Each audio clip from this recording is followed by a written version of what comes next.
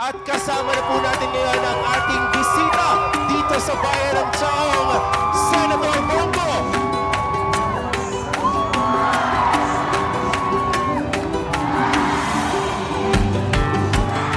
Kaya ho, ito ho ang totoong may malasakit.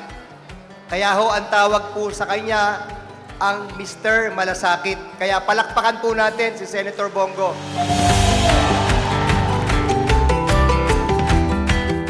Wala po akong pili sa pagsiservisyo. Dapat po'y walang pinipili na araw ang pagsiservisyo. Dahil ang pangangailangan ng Pilipino ay walang araw po yan na pinipili. Magsiservisyo po ako para sa inyo lahat sa abot ng aking makakaya, mga kababayan ko. Senator, maraming salamat po sa pagpunta niyo ho dito sa amin sa Chaong, Quezon.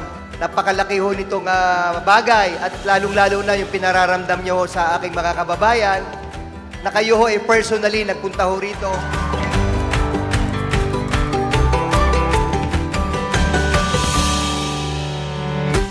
Sa totoo lang po ay totoo siya, totoong tao siya para sa akin. Kasi alam ko na maraming tumutulong, pero yung pakiramdam mo na personal na ikaw ay matulungan niya at personal mo siyang makausap, napakagaan sa loob. Sen, Bongo, ako po ay si Zidane Tipo mula sa Bayan ng Chaong. Ako po ay tapos-pusang nagpapasalamat sa inyo sa magsunod niyo po sa amin, sa pamilya ko sa anak ko.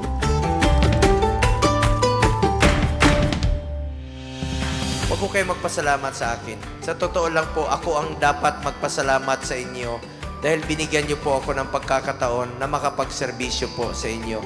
Maraming salamat po sa inyo lahat. Alam niyo ho ba ang kanyang bisyo? Ayun ho ang kanyang bisyo, magserbisyo. Kaya Senator Bongo, again po, maraming salamat po.